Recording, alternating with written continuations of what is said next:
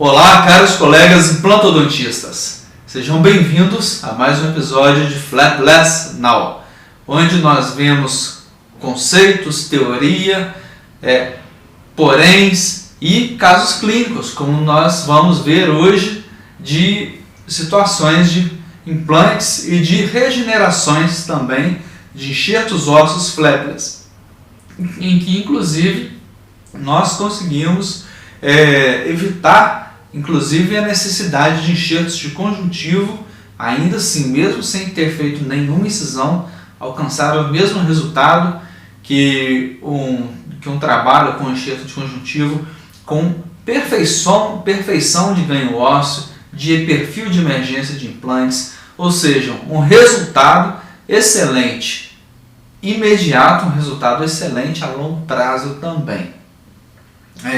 Eu sou o Gustavo Cruz e hoje nós vamos ver esse caso clínico aqui, que foi feito agora essa semana. A filmagem não ficou 100% e nós não vamos ver todas as etapas, mas vamos ver algumas etapas que são interessantes para a gente mostrar algumas coisas. Inclusive, a razão de eu ter escolhido esse caso aqui, porque teve uma situaçãozinha que é especial, mas que de vez em quando acontece e acaba ajudando a gente. Apesar de não ser necessário fazer enxerto conjuntivo, é interessante, é bom, só não é necessário porque com essa técnica nós conseguimos aquele formato, né, de dar eminência alveolar simplesmente com o enxerto ósseo. E dependendo do biomaterial que você utiliza, a gente tem uma boa estabilidade dessa formação. Outros materiais já são mais de remodelação mais alta e às vezes não ficam, né, durante tanto tempo, não tem uma estabilidade de resultado. Mas tem outras vantagens também, cada biomaterial tem as suas vantagens. Nós vamos discutir isso em algumas aulas no Flapless Now, mas agora vamos falar desse caso clínico aqui. Não sei se você que já está assistindo já faz implantes flapless. O Flapless Now, ele é mais voltado para a parte de regeneração, mas nós damos também a teoria de implantes, porque para que você faça regenerações, enxertos ósseos sem cortes, normalmente você está fazendo isso porque você quer fazer implantes flapless também. Então é mais interessante a gente ver as duas coisas, ver a parte de implantes, ver a parte de enxertos também. Mas é importante a gente ver tudo, né? Tudo desde o início, porque o planejamento é importante, a extração é importante, a limpeza da região, principalmente quando tem infecção, ela é extremamente importante, fundamental, inclusive, para que a gente tenha um bom resultado. O descolamento, a percepção, o tateamento da região, né? Então, para que a gente não é simplesmente fazer uma coisa flapless sem saber o que está fazendo. O cirurgião, ele tem plena condição de dominar completamente o que ele está fazendo, mesmo fazendo flapless. A visão não é o nosso único sentido. Se a gente treina o tato, se a gente treina, se a gente planejou bem, se a gente tem, principalmente, se a gente tem uma tomografia, a gente sabe o que está acontecendo. E se a gente fez cirurgias abertas, você sabe exatamente como que é o descolamento no osso, como que é o descolamento no periósteo. Mesmo que não saiba, em muitas regiões, apesar de ser flapless, a gente consegue ter uma visualização direta. Então, eu sei que tem gente aí que já está me assistindo, que é inclusive ainda graduando, está fazendo a graduação, já tem gente com interesse, gente que está fazendo a especialização de implantodontia, e tem cirurgiões que são um pouquinho, né, mais velhos, já tem alguns com inclusive muito mais experiência do que eu em várias coisas. Mas né, a odontologia, assim como qualquer área do conhecimento humano, a gente tem a possibilidade de sempre se ajudar, né? Inclusive tem um livro famoso né, agora me deu um branco total, mas eu vou colocar aqui para vocês, e ele é um livro, né, sobre o Mastermind. Hoje em dia é uma palavra que está extremamente em alta, mas eu estou lendo outro livro agora que chama Onde Nascem os Gênios, que eu na verdade só comecei ainda, mas pelo que eu já percebi, né, do livro, ele fala que em vários momentos da história da raça humana houveram lugares aqui e ali onde que a genialidade floresceu, né? Então, por exemplo, a gente tomar até mesmo como referência os gregos antigos. Como você tem 3 filósofos, um atrás do outro, que será que são considerados gênios, né? Então, por que será? Será que realmente eram os 3 gênios? Ou será que o material para a genialidade está espalhado aí, né, por toda a raça humana? Talvez em alguns lugares uma genética que favoreça mais a genialidade de um tipo, outros que favorecem mais a genialidade de outro tipo. Mas a questão é que em vários lugares sempre houve, né, houve pontualmente o florescimento de vários gênios que promoveram a mudança do mundo, né, que promoveram grandes descobertas extremamente úteis e de grande impacto na sociedade. Então, a gente uma das coisas que parece é exatamente essa ideia de mastermind, de estarmos juntos de gente, ou seja, a racionalidade coletiva, ou o crescimento, o cérebro coletivo, né? Então a ideia de um ajuda o outro, a pergunta de um ajuda o outro, que por sua vez faz outra pergunta, ou questionamento, ou vem com uma linha de raciocínio, e a linha de raciocínio dele te traz novas ideias. Então isso parece ser extremamente produtivo. Então eu vou pedir para vocês, que comentem, que deixem a sua contribuição, que ou façam perguntas, ou façam uma síntese do que você entendeu, ou acrescente um pouco do que você faz. Tenho certeza que aqui todo mundo se ajudando, a gente vai chegar cada vez mais longe. E essa foi a minha contribuição, né? Essa regeneração, esse enxerto ósseo desse jeito, foi a minha contribuição, uma das minhas contribuições na odontologia. Não foi uma grande contribuição, né? Mas porque foi, na verdade, a soma de várias outras técnicas. Então, se a gente juntar várias técnicas, várias evoluções que tiveram de vários autores, a gente chega nessa técnica aí, o Alumina Shield, que deu a possibilidade para a gente de conseguir esse tipo de ganho ósseo, esse tipo de resultado e, sobretudo, esse tipo de conforto para o paciente. Um paciente que passa por uma cirurgia desse tipo aí, ele fica simplesmente encantado.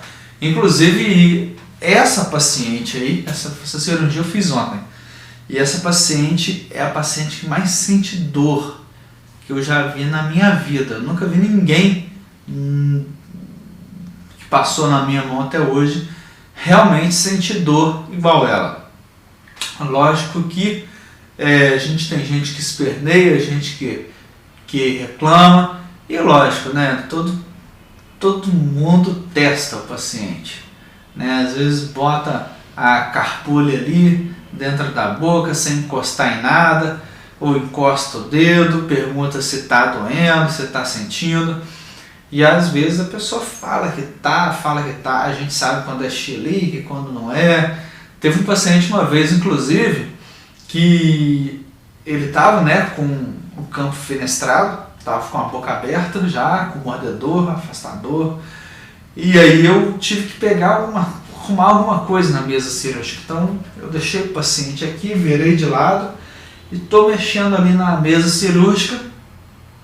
E aí, enquanto eu estava mexendo ali, o paciente que estava com os olhos tampados começou a falar: ai, ai. Eu falei: nossa, o que foi? O que está acontecendo? Tô sentindo cortar aqui, ó, tô sentindo cortar. Aí eu falei com ele, né? Ainda não coloquei a mão na sua boca, ainda não encostei, ainda não fiz absolutamente nada. Aí, mas ele nem era mesmo, e esse nem era um paciente que fosse de fricote, que fosse chiliquento, nada disso. Mas, né, a antecipação da dor, ela é poderosa. E tem inclusive as pessoas que são, normalmente, né, eu não sou hipnólogo nem nada, mas já li um pouco sobre hipnose, e tem gente que, parece que o pessoal que mexe com hipnose fala que tem gente que é mais receptivo, menos receptivo, tem gente que você faz uma pequena sugestão e a pessoa sente de fato, né? Então esse cara, por exemplo, ele sentiu. E aí quando eu falei: nossa, não encostei em você ainda, não fiz nada, ele relaxou, inclusive dormiu, não reclamou nada durante a cirurgia toda, nenhum problema. E essa paciente aí, ela não é chiliquenta, eu testei várias vezes, ela sente absolutamente tudo, ela sente muito, ela tem um número de receptores que acho que eu nunca vi na vida. A sensibilidade dos receptores dela é uma coisa absurda. E hoje, quando ela entrou na clínica, ela me viu do outro lado do corredor, ela gritou no plenos pulmões: nossa, mas você tem mãos de seda. Doutor Gustavo, você tem mãos de seda. Porque ela falou: eu já fiz vários implantes, e ela fez implantes com profissionais extremamente competentes. Ela fez implantes comigo também. E ela falou: não senti, né, nunca foi tão tranquilo um implante na minha vida. Não se deve a mim, não, se devesse a mim, o outro implante que ela fez, ela também não teria sido tranquilo. E porque eu sempre fiz um trabalho delicado, sempre tomei cuidado com o paciente. Ainda mais ela sendo assim, eu fui cuidadoso, né? Tanto que ela não teve edema, não teve inchaço, teve nada. Mesmo assim, ela falou: nossa, nunca foi nada nem parecido com esse implante. Então não sou eu, é a técnica mesmo,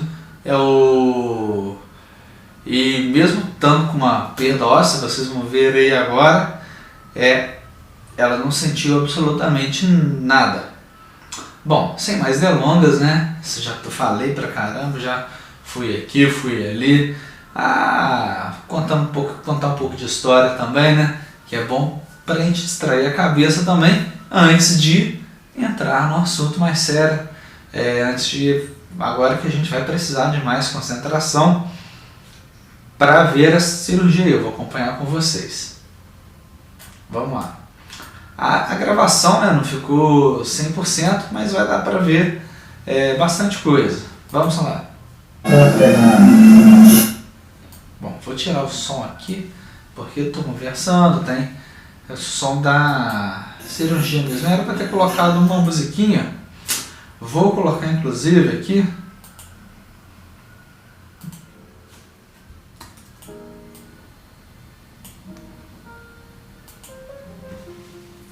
bom, vamos lá, né? Vamos ver a cirurgia agora, escutando um jazz, mais tranquilo.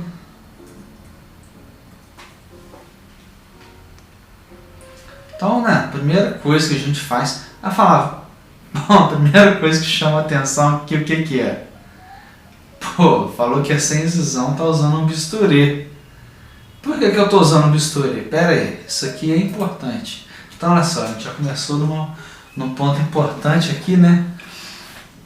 Olha só, gente, é sem incisão, a gente não vai ter nenhum retalho em lugar nenhum, mas o dente tem fibras ligadas, né, do dente à gengiva. Você pode simplesmente puxar esse dente, extrair esse dente sem descolar essas fibras? Pode, perfeitamente. Mas isso isso é lesivo, né? Isso é traumático. É pouco traumático, mas é traumático e pode, inclusive, dependendo da qualidade de ligação, ainda mais numa região que esse dente estava fraturado. Esse dente estava fraturado, inclusive, já tinha um tempo. As raízes estavam divididas. Vocês vão ver que tem tecido conjuntivo no meio tinha tecido conjuntivo crescido no meio da raiz. Então o que acontece? Às vezes, quando você puxa isso daí, simplesmente sem fazer uma incisão, sem nada, você pode, dependendo da força de ligação desse tecido e tudo mais, você pode inclusive desconfigurar o desenho de papiro, esse formato que pra gente é valioso. Então eu prefiro, né, incisar. Então isso não é uma incisão intrasulcular típica. Normalmente a incisão intrasulcular que a gente faz não é, na verdade, intrasulcular, completamente, né, a gente às vezes pega um pouquinho da crista óssea, contato com o dente, para a gente poder fazer um retalho total. Aqui não é um retalho total, aqui eu estou simplesmente cortando as fibras do dente com a gengiva, só isso. Pode fazer sem? Pode, mas eu prefiro fazer prefiro dar uma descolada também, porque vocês vão ver que eu vou usar o fórceps. Então a ponta pode acabar atingindo ali. O fórceps é só para, no caso aqui, o fórceps é só para tirar a coroa, mas eu vou usar o fórceps. Então, se eu não faço essa incisão, esse descolamento, eu vou acabar machucando desnecessariamente a gengiva. É irrelevante? Mas se você quer, né, atingir um grau de relevância, se você quer, igual eu já falei em outros vídeos, ainda não falei hoje, se você quer dobrar o seu faturamento, você tem que oferecer um serviço compatível, né? Um serviço que te custa nada, te custa uma lâmina de bisturi, que não precisa ser uma boa lâmina, e 5 segundos ali você vê que esse vídeo está inclusive em tempo real, te gasta 1 minuto de incisão. Acho que é um cuidado muito pequeno. Outra coisa outro instrumento que eu costumo utilizar, que eu não costumo utilizar sempre, mas quando eu noto que a incisão não foi perfeita, porque em algum lugar eu não consegui atingir da melhor forma, muitas vezes eu utilizo esse instrumento aí. Ele chama estilete Pinto Cruz, ele é da Biomacmed, e ele não tem corte na ponta do instrumento, ele só tem corte ao longo da ponta, ele só tem corte na ponta mesmo, a ponta ativa. Então a gente consegue acabar a incisão. Às vezes você tem, né, pequenas espículas, inclusive você faz incisão com bisturi e a lâmina não entra em todas as regiões. Esse instrumento aí, ele consegue contornar melhor e acabar entrando naquelas regiões onde que a gente não conseguiu entrar com um bisturi, sem fazer a dilaceração desse tecido aqui para cima.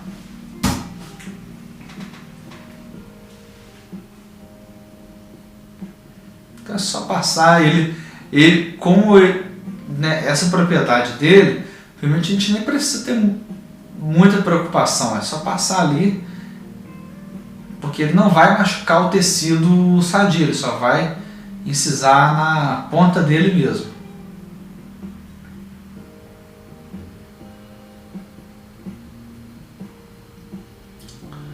Bom, no caso aqui agora é a utilização de um pouquinho, né, do nosso bom e velho escultor de cera, o Lecron 3 e 3S, é um dos melhores descoladores que eu conheço. Tem gente que ama, tem gente que não, mas eu sou fã. Então não apareceu ali utilizando fórceps porque ficou na frente a gravação, preferi tirar isso aí, não ficou legal, minha cabeça ficou na frente, mas simplesmente tirei a coroa, né? Tinha a coroa ali, agora a gente tem essas 3 raízes aí. Para começar, que essas raízes estão todas quebradas e amolecidas. Posso tirar elas assim? Posso, mas assim, eu não quero, de preferência, né, sendo possível, sendo fácil a gente fazer esse tipo de trabalho, nós vamos tirar todas essas 3 raízes sem ferir o osso. Eu posso até ferir o osso para baixo, não tem problema, essa formação vai acontecer perfeita. O que eu não quero é ferir, né, vamos pegar o alvéolo aqui, é ferir as referências. Aqui para dentro, isso aí, se eu fizer furo, se eu picotar, o que quer que eu faça, não vai fazer diferença, porque o osso vai crescer e encher isso aqui de novo até o topo.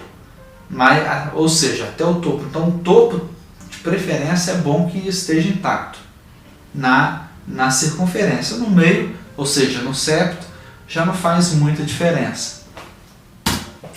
Então, ao invés de tentar extrair, eu primeiro corto as raízes, né? Faço a separação ali na região de furca e apoio nelas mesmo, apoio numa para tirar a outra. Com isso já crio mobilidade nas duas e vem fácil, vem com muita facilidade.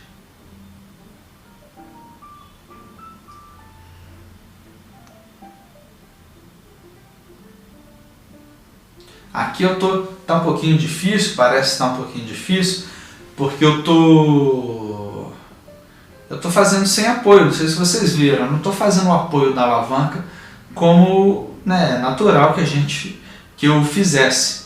Pelo contrário, eu já tinha luxado a raiz, já não precisava mais desse apoio.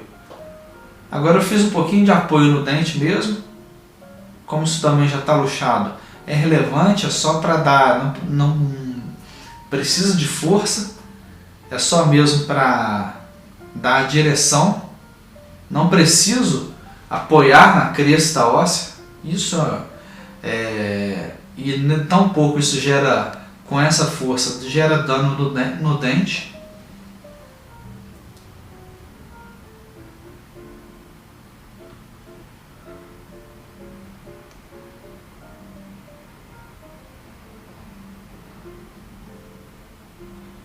Por fim,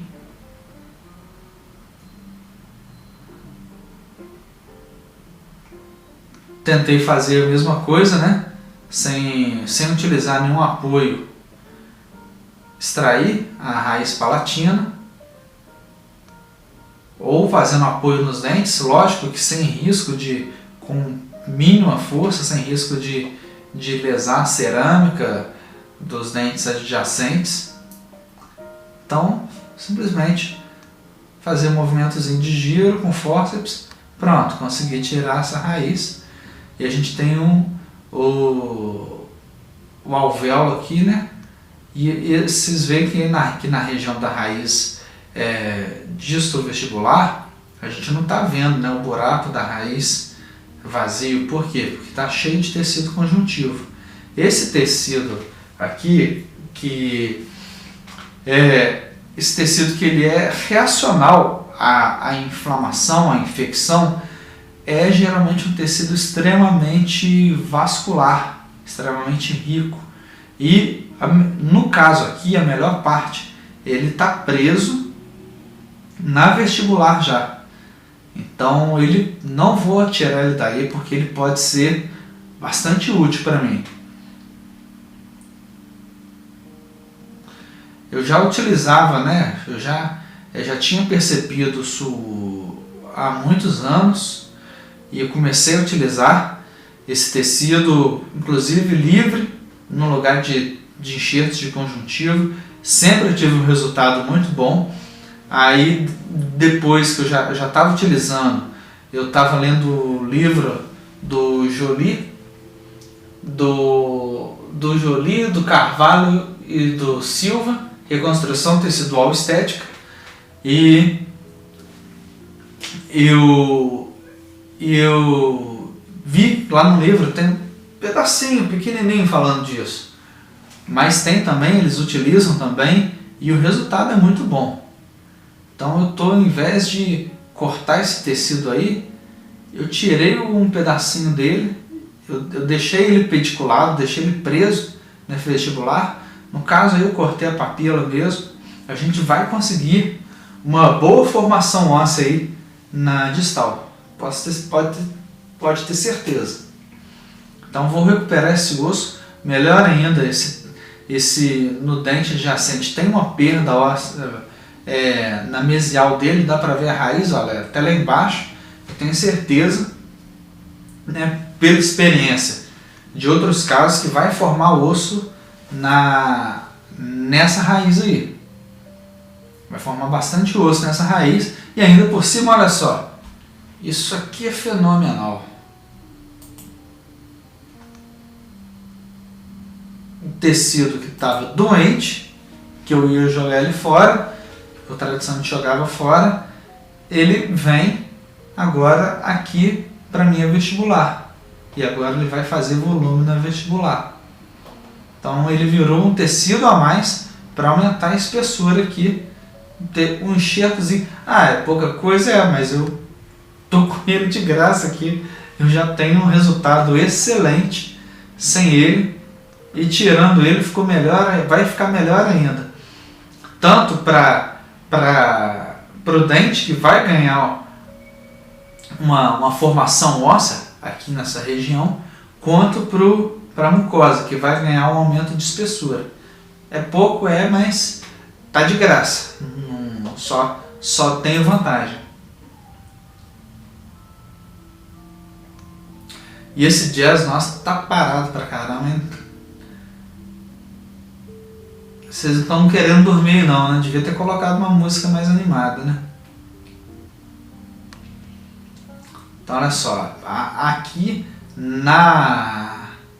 nem houve tanto, apesar de essa paciente já estava até bastante tempo com essa perda, com essa raiz quebrada, postergou pra caramba a realização dessa cirurgia. Normalmente era uma situação para estar uma infecção caótica.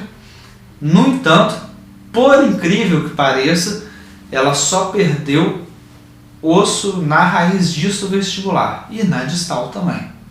Mas, né, considerando aí a situação, muito pouco para a situação. Então, tá ótimo. Podia ter sido a perda 3 vezes maior, que a gente ia recuperar isso. Aqui Estou utilizando uma broca diamantada, né, para fazer já a limpeza, tirar aquele resto, limpar o alvéolo. Essa parte é a parte que a gente precisa enxergar o que está fazendo. Tem que ver o que está fazendo, tem que ver o osso ali, tem que ver o alvéolo. Essa broca aí, esse processo todo está muito bem explicado no livro Regeneração Tecidual, Regeneração Guiada Tecidual, do professor Mauro Cruz. A utilização dessa broca, limpeza do alvéolo, toda a parte teórica, o embasamento teórico está extremamente bem explicado lá. Bola para frente.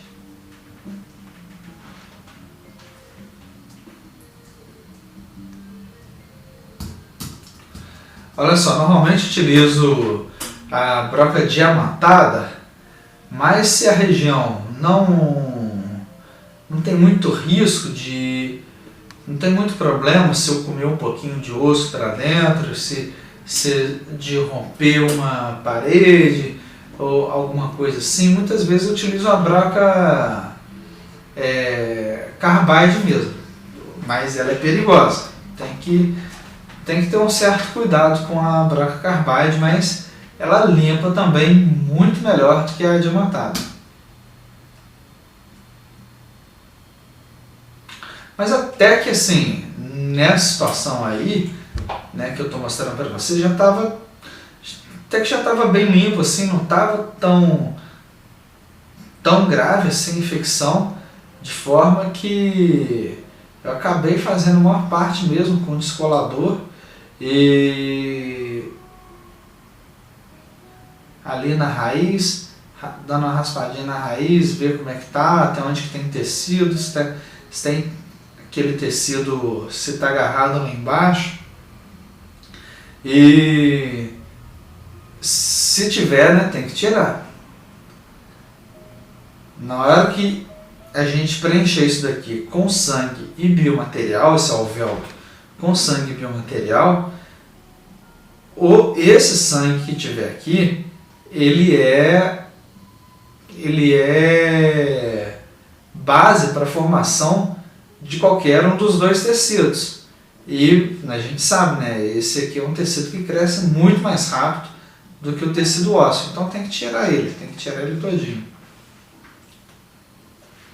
Essa parte da edição não ficou boa, não tinha visto que ela tinha ficado, mas não, já bem rapidinho, já saiu. Opa, isso aí ficou bom, hein? Filmou até o pé do paciente.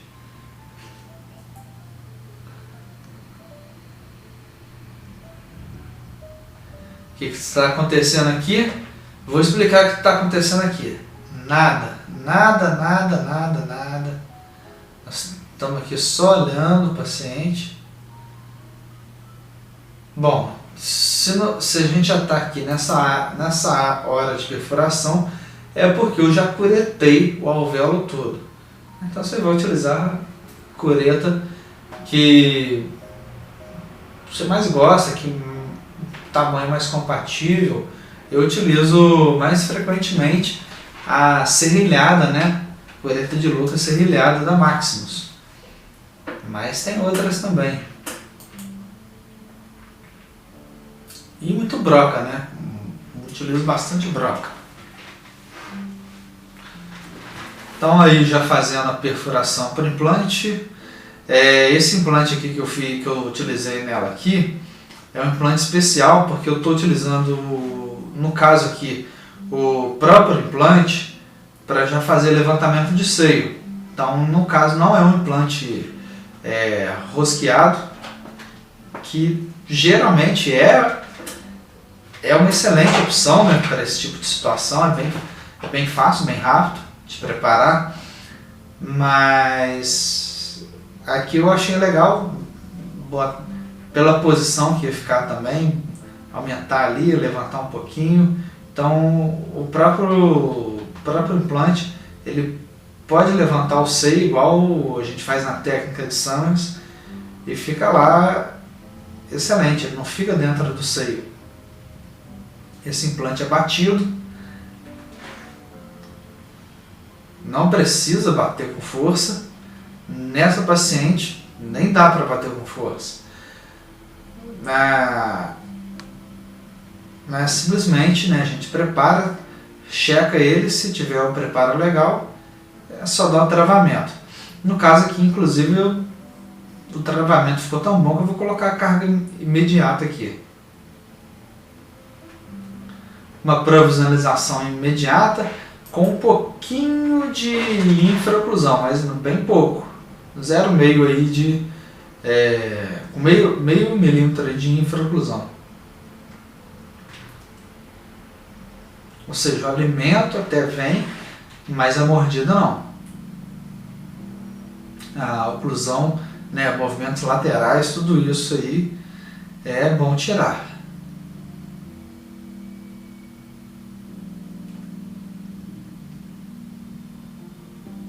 E no caso aqui, com o rosqueado, não ia dar para fazer isso. Se fosse um implante rosqueado, tradicional, eu ia ter que abrir mão desse tipo de trabalho.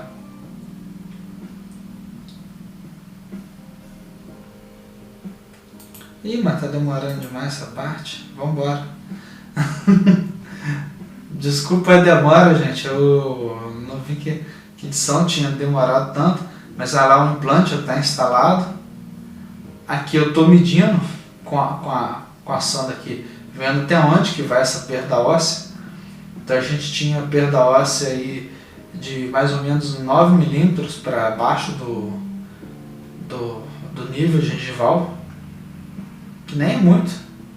Já peguei um monte de casos muito maiores. Isso aqui vai ser bem facinho, um pedacinho só de alumina, a gente recorta, né? Eita, fiquei até as 11 aqui agora.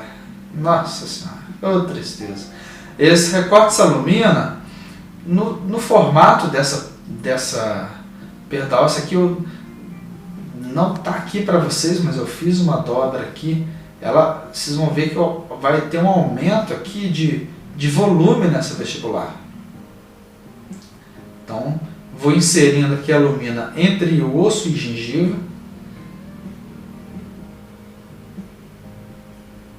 A paciente até olhou, ela falou, nossa, mas está inchado, né? Não estou sentindo nada, mas está inchado.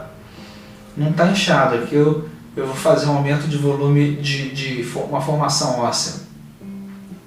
Ela viu até hoje, não foi nem ontem. Ela viu que ela falou, eu vou induzir uma formação óssea um pouco maior, porque, né, provavelmente depois vai acabar tendo um pouquinho de reabsorção desse osso, independente do biomaterial, mesmo sendo uma formação estável, acaba perdendo um pouquinho do osso. E aí vai ficar perfeito isso aqui. Aquele enxertinho de conjuntivo, né, enxertinho, tem que voltar ele lá para fora.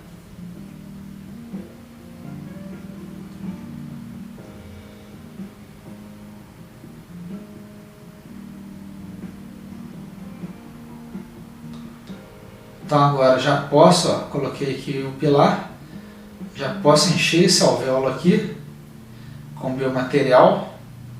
Aí todo mundo sempre me pergunta qual o biomaterial que você utiliza, e tudo mais. Eu vario, né, o biomaterial. Então cada vez eu utilizo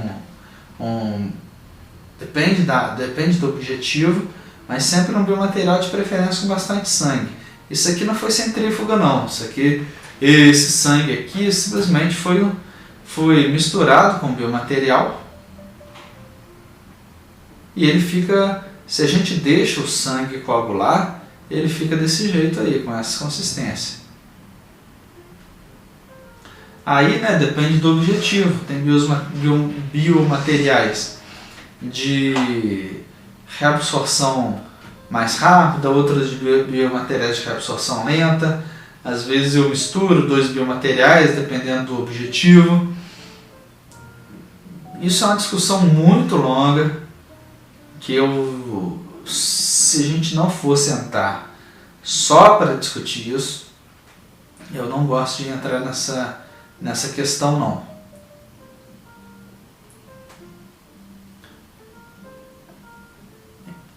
Então essa aí é uma das poucas perguntas que eu não vou responder para vocês em um comentário, em alguma coisa assim, que eu só vou responder se for para a gente montar uma aula especificamente disso, porque tem muito argumento envolvido. Tem inclusive a sensibilidade também, né, percepção do cirurgião, mas isso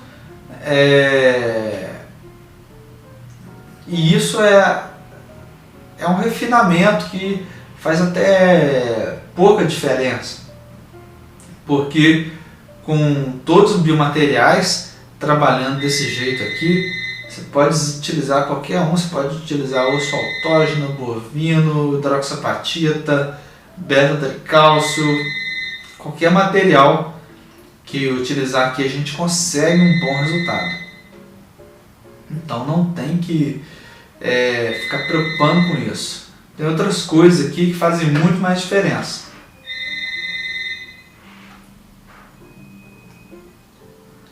Então, tá lá, entrou tudo, né, para dentro do alvéolo. Tirar o pilar com um jeitinho. Opa! Estava protegendo lá o implante de não entrar biomaterial lá dentro. E agora, né, colocar, olha lá, o provisório já está polido, coloquei ProRio ali na rosca dele, coloquei ProRio no provisório também. Isso aí eu acho que é muitas vezes a diferença entre o sucesso, entre ter uma infecção ou não. Outro dia peguei uma paciente que teve alguma remodelação porque estava muito inflamado. Então essa adaptação do provisório acabou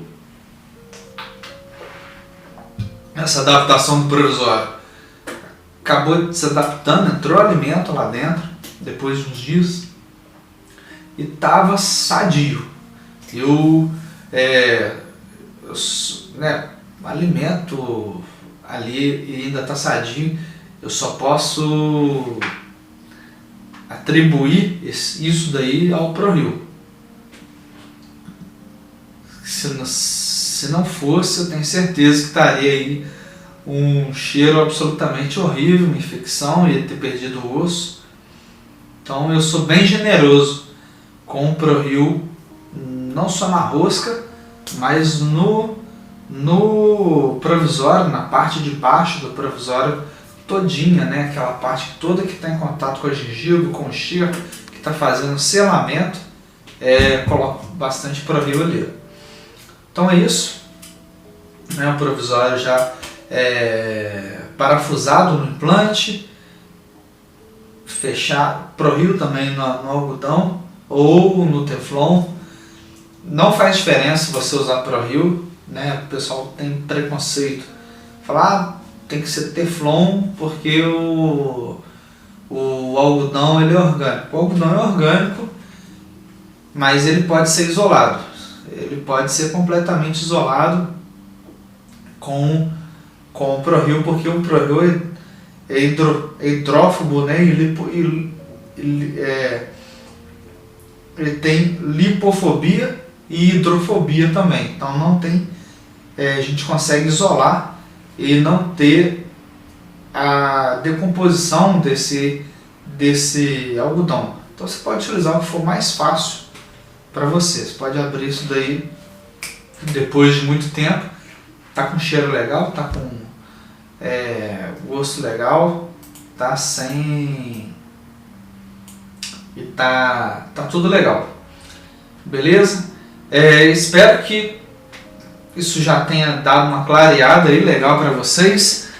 Desculpa se eu acabei às vezes saindo um pouco muito do assunto, mas tenho certeza aí que quem ficou aí, alguma coisinha acaba aprendendo aí e já pode começar a aplicar na sua própria clínica, começar a ter, né, essa percepção para melhorar a sua prática, ter pacientes com mais conforto, sair outro dia sair da cirurgia, voltar no outro dia maravilhados, né, podendo ir fazer o seu esporte, podendo voltar à vida normal. Inclusive, que eu falei até com essa paciente hoje, que numa situação dessa daí, o repouso, a necessidade de repouso é zero. Muitas vezes o repouso está, inclusive, eu prefiro que faça exercício, porque aí melhora a circulação e forma ainda mais osso. Quem ficou comigo até agora, muito obrigado, agradeço a atenção de vocês, que vocês tenham muito sucesso e até a próxima.